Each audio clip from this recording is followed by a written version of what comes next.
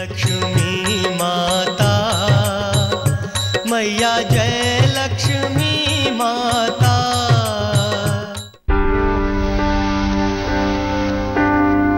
कृतिका नक्षत्र की अति शुभ अक्षय तृतीया।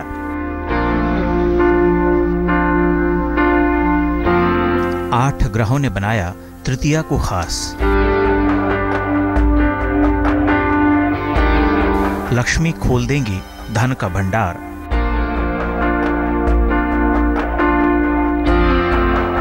क्या खरीदें इस बार, किन वस्तुओं का करें दान।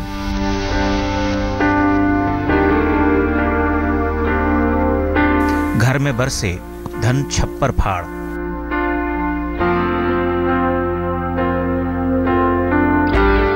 जिससे आपको मिले खरीदारी का पूरा लाभ।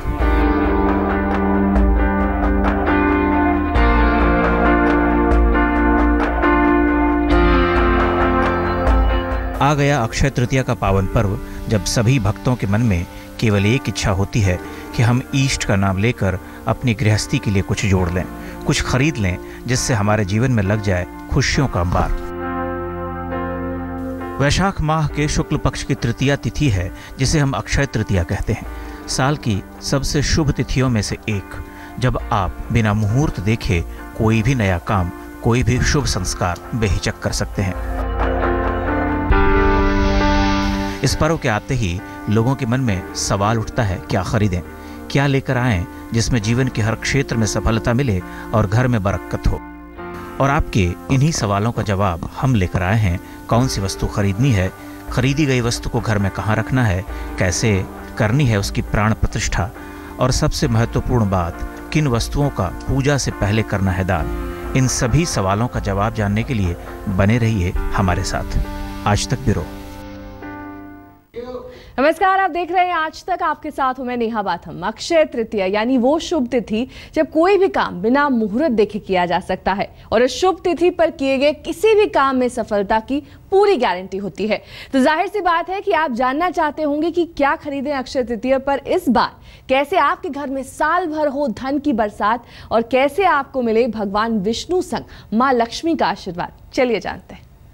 नमो महालक्ष्मी जय माता, तेरो नाम जगत विख्याता।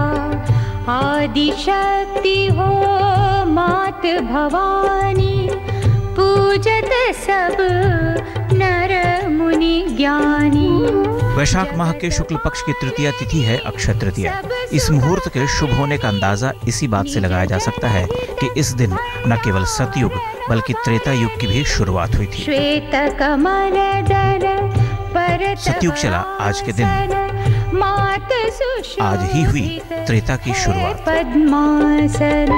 द्वापर भी जन्मा आज ही के दिन। ओम जय लक्ष्मी माता, मैया जय लक्ष्मी माता। कहते हैं अक्षय तृतीया के शुभ मुहूर्त पर ही विष्णु ने अपना छठा अवतार यानी परशुराम का रूप धरा था। यही नहीं, नर नारायण भी इसी दिन धरती पर आए थे। कहते हैं अक्षय तृतीया के दिन ही ऋषि वेद व्यास ने भगवान गणेश के साथ महाभारत लिखना शुरू किया था। आज के दिन भगवान परशुराम का अवतार दिन भी है, इसलिए उसको परशु तिथि भी कहते हैं। कल्प भेद से सत्ययुग और त्रेतायुग का उद्भव आज ही से शुरू हुआ था। युग सत्ययुग और त्रेतायुग। और आज के दिन कोई भी आप शुभ कार्य करें, उसके लिए आपको मुहूर्त देखने की या किसी को पूछने की कोई ज़रूरत नहीं है।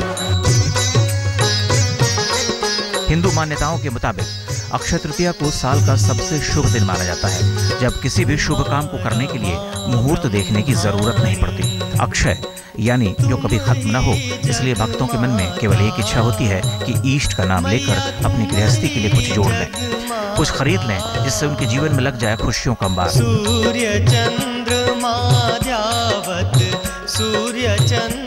तो आपके मन में भी सवाल उठ रहा होगा, क्या खरीदें इस बार, कौन सा सामान लेकर आएं जिससे जीवन के हर क्षेत्र में सफलता मिले और घर में बरकत हो।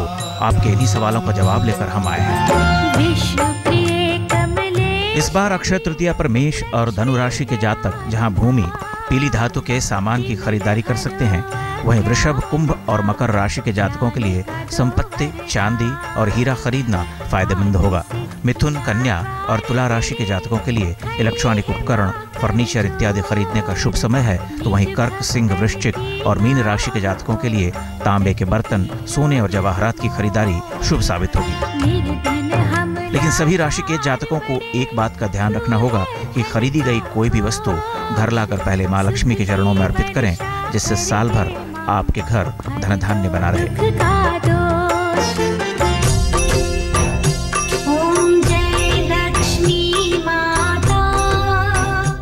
इसके अलावा लोग इस दिन कई शुभ काम जैसे जमीन खरीदना, घर बनाने की शुरुआत करना, शादी ब्याह और नए व्यापार की शुरुआत करते हैं। माना जाता है इस दिन शुरू किए गए काम जीवन में सुख और समृद्धि लाते हैं। अक्षय यानी कि क्षय और अक्षय यानी कि कभी नष्ट नहीं होता। इस जन्म में दान किया हुआ अगले जन्म जन्मांतरों तक लाभ प्राप्त होता है। इहलौकिक और पारलौकिक सुखों की प्राप्ति होती है, ऐसा शास्त्रों का कथन है।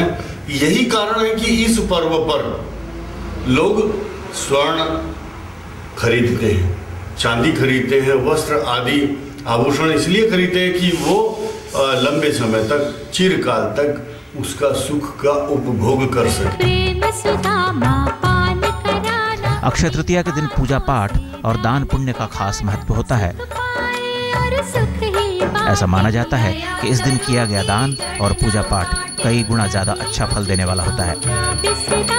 दान न केवल समस्त मनोकामनाओं की पूर्ति करता है, बल्कि इसका फल भक्तों को कई जन्मों तक मिलता है। पंडितों का कहना है कि इस खास तिथि पर अगर विधि विधान से सही दान पुण्य कर लिया जाए तो घर में सुख समृद्धि बनी रहती है और साल भर छप्पर फाड़ कर बरसता है धन। आज तक ब्यूरो। कब से शुरू हुई अक्षय तृतीया मनाने की परंपरा? क्यों कृष्ण को द्रौपदी ने दिया चावल का एक दाना? चावल के एक दाने ने कैसे दिखाया चमत्कार और अक्षय हो गई द्रौपदी की रसोई? चलिए दिखाते हैं इसकी पूरी कहानी आपको।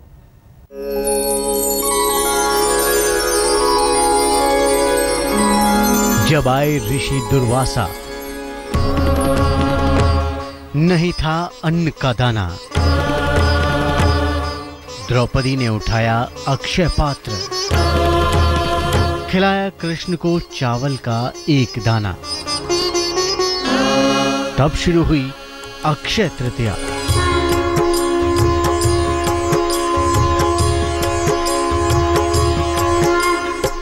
साल के सबसे पवित्र दिनों में से एक है अक्षय तृतीया। यह शुभ वक्त होता है मंगल कार्य आरंभ करने का, खरीदारी करने का और नारायण लक्ष्मी की आराधना करने का। मान्यता है कि इस दिन जो खरीद लिया वो हो जाता है अक्षय। उसमें दिन दूनी रात चौगुनी बढ़ोतरी होती है। इसीलिए अक्षय तृतीया के दिन लोग करते हैं जमकर खरीदारी। अक्षय फल देने वाली अक्षय तृतीया की शुरुआत कब और कैसे हुई, ये जानने के लिए चलना होगा द्वापर युग में।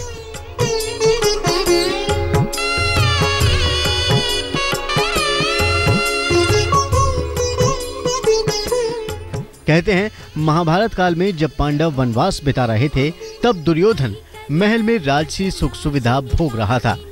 उसी दौरान दुर्वासा ऋषि एक बार हस्तिनापुर आए। क्रोधी मुनि को दुर्योधन ने भोजन के लिए आमंत्रित किया। महर्षि का स्वागत धृतराष्ट्र पुत्र ने 56 भोग से किया। दुर्वासा और उनके शिष्य जब स्वादिष्ट पकवानों का आनंद ले रहे थे, उस वक्त दुर्योधन के मन में कुछ और ही साजिश चल रही थी। दुर्योधन और शकुनी ने पांडवों को सताने के लिए दुर्वासा को पांडवों की कुटिया की ओर जाने की सलाह दी। पुत्र दुर्योधन तो मुझसे ये कह रहा था कि यदि पांडव भाई भी यहाँ होते तो उन्हें भी आपका आशीर्वाद मिल गया होता। अब वो आपसे ये कहने का साहस तो नहीं कर सकता ना कि आप स्वयं कृपा करके उनके पास पधारें। जी ऋषिवर, मैं तो केवल यही कह रहा था। पांडवों को आशीर्वाद देने और उनके यहाँ भोजन करने के अनुरोध को दुर्वासा ऋषि ने सहर्ष स्वीकार कर लिया। शकुनी जानता था कि जब दुर्वासा पांडवों के यहाँ पहुंचेंगे तब तक द्रौपदी सहित पांचों भाई भोजन कर चुके होंगे। ऐसे में जब दुर्वासा ऋषि को भोजन नहीं मिलेगा तो वो पांडवों को श्राप दे देंगे। शकुनी की चाल काम कर गई। जब दुर्वासा पांडवों की कुटिया में पहुंचे तब तक द्रौपदी की रसोई खाली हो चुकी थी। वनवासी भाइयों के लिए ऋषि और उनके शिष्यों को भोजन कराना असंभव था। कहते हैं तब युधिष्ठिर ने ऋषि और उनके शिष्यों से सरोवर में स्नान करने के बाद भोजन ग्रहण करने का अनुरोध किया। चूल्हे की आग बुझ चुकी थी और बर्तन खाली थे। तभी द्रौपदी को कृष्ण की याद आई। गोविंद आए, लेकिन उन्होंने भी अपनी बहन से भोजन करने की इच्छा जताई। द्रौपदी ने जब खाने के पात्र की तरफ देखा तो उसमें चावल का एक दाना लगा रह गया था। द्रौपदी ने अपने भाई का स्वागत उसी एक दाने से किया। कृष्ण ने चावल के उस दाने को बड़े ही चाव से खाया। कहते हैं वासुदेव के भोजन ग्रहण करते ही मुनि और उनके शिष्यों का भी पेट भर गया।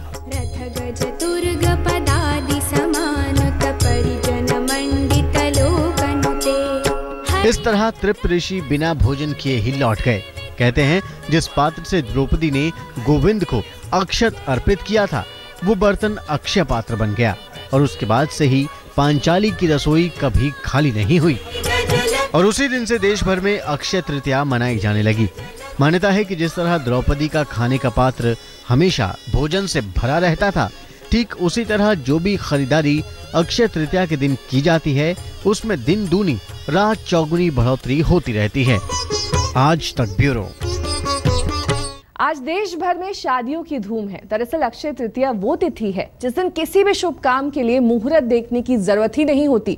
लिहाजा आज दिल्ली समेत देश भर में बारात की धूम है।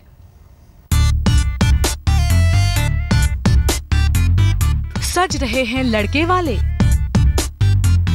लड़की वाली भी तैयार। आज खूब है धूम धड़ाका, निकल रहे दिल के अरमान।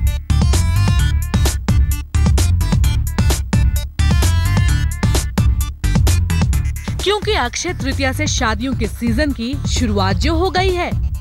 अक्षय तृतीया के शुभ मौके पर दिल्ली ही नहीं देश भर में शादियों की धूम है। माना जा रहा है कि सिर्फ दिल्ली और एनसीआर में आज करीब 16,000 शादियां हैं। शादी के लिहाज से अक्षय तृतीया वैसे ही शुभ मानी जाती है क्योंकि ये ऐसी तिथि है जब ब्याह रचाने के लिए मुहूर्त नहीं देखना पड़ता। और फिर इस बार ग्रहों, नक्षत्रों और राशियों के अद्भुत महासंयोग से तो ये दिन और भी खास हो गया है। क्योंकि इस बार अक्षय तृतीया पर अबूझ मुहूर्त है। बताया जाता है कि अबूझ मुहूर्त में किए गए मांगलिक कार्य अखंड फल देते हैं। ऐसे में भला कौन होगा जो चट मंगनी पट ब्याह वाले शुभ मुहूर्त को छोड़ना चाहेगा। अक्षय तृतीया के साथ ही आज 4 धाम की यात्रा का भी शुभारंभ हो गया है। जब दोपहर 12:30 बजे कर्क लग्न में गंगोत्री मंदिर के कपाट श्रद्धालुओं के लिए खोल दिए गए हैं। वहीं उत्तरकाशी जिले में स्थित दूसरे प्रमुख धाम यमुनोत्री के कपाट भी सुबह 11:30 बजे खोले गए। जैसे कि आप अपनी टेलीविजन स्क्रीन पर देख सकते हैं, 4 तस्वीरें हम आपको दिखा रहे हैं। उत्तराखंड के गढ़वाल हिमालय में स्थित 4 धामों के नाम से विश्व प्रसिद्ध 2 अन्य धाम केदारनाथ और बद्रीनाथ के कपाट भी 24 अप्रैल और 26 अप्रैल को खोले जाएंगे। धर्म में आज के लिए बस इतना ही। देश दुनिया की तमाम खबरों के लिए देखते रहिए आज तक।